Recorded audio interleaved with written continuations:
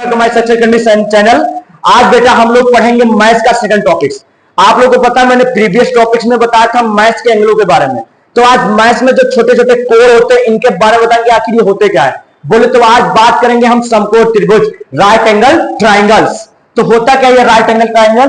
तो आप लोगों को पता है जो त्रिभुज होता है मतलब तीन कोणों से जो मिलकर बना होता है, फिर तीन भुजाओं से जो मिलकर बना होता है उसे त्रिभुज कहते हैं। तो एक पार्ट और होता है जिसे हम बोलते हैं त्रिभुज का पार्ट समकोण त्रिभुज। इसके लिए शर्त क्या होती है यहां पे लिख देते हैं हम शर्त। और कैसा त्रिभुज हम पढ़ने बेटा? समकोण त्रिभुज। इंग्लिश बोलते हैं राइट एंगल ट्राइंगल्स, समकोण त्रिभुज।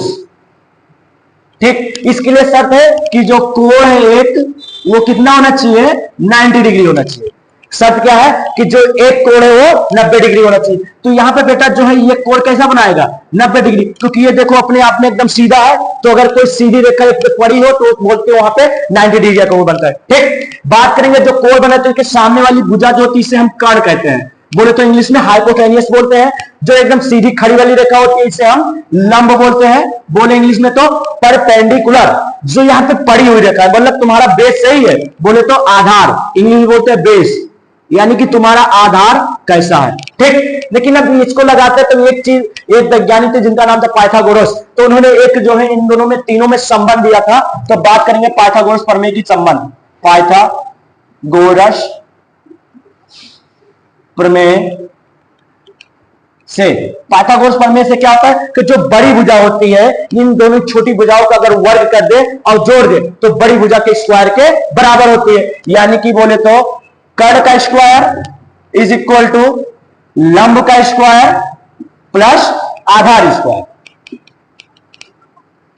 यानी कि जो बड़ी भुजा कर्ण है इसका स्क्वायर इज इक्वल टू होता है जो लंब है इसका स्क्वायर और जो आधार है इसके स्क्वायर के। ये बेटा मोस्ट इंपॉर्टेंट थ्योरम है जिसको बेटा आप लोग लर्न कर लीजिएगा, माइंड में क्लिक करके रखिएगा। ठीक, चलिए इसी क्रम में और थोड़ा जानेंगे जैसे साइन टेन कॉट थीटा ये सब पढ़े थे। तो आखिर ये सब वैल्यू कहां से निकलती है, आखिर ये किसके बराबर होते हैं? ठीक, तो बात करेंगे सबसे पहले हम साइन थीटा। साइन थीटा यानी कि अगर हम थीटा यहां पे मान ले, यहां पे मान ले तो थीटा के एकदम जस्ट सामने वाली भुजा कहलाएगी हमारी लंब और जो बड़ी रेखा होगी उसे बोलेंगे आधार। तो बात करेंगे साइन थीटा जो होता है ये लंब और आधार के अपान में होता है, यानी साइन थीटा बराबर हो जाएगा, सॉरी ये होता है लंब और कर्ण के अनुपात में, यानी लंब बटा कर्ण। यानी अगर साइन थीटा निकालनी है तो ये भुजा दी होनी चाहिए, ये भुजा दी होनी चाहिए, तो हम साइन थीटा डिफाइन कर सकते हैं, यानी साइन थीटा बराबर लंब बटे कर्ण। ठीक, बात करेंगे कॉस थीटा क्या होता है। तो अब बेटा हमने लंब ले लिया तो एक बार आधार को भी लेना पड़ेगा। तो ये हो जाएगा देखो बेटा आधार और कर्ण, यानी आधार बटे कर्ण, आधार बटे कर्ण। ये क्या हो जाएगा बेटा हमारा कॉस ऑफ थीटा। बात करेंगे टेन थीटा। बोले तो टेन थीटा या फिर स्लोप के बारे में, यानी किसी के ढलान के बारे में बात करेंगे, यानी कि टेन थीटा। क्या बात करेंगे? Ten of theta.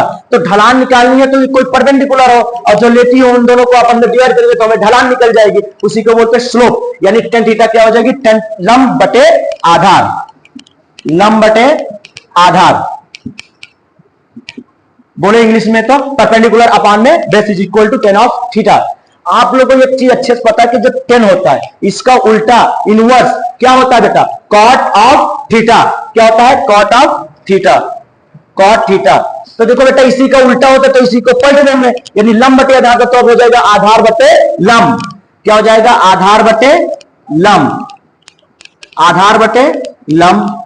And out इसी क्रम में बात करेंगे जो कॉस होता है इसका उल्टा जो होता है वो होता है सेक। क्या होता है कॉस का उल्टा? सेक। तो इसको अगर पलटेंगे तो इसे बोलेंगे sake of theta, sake of theta.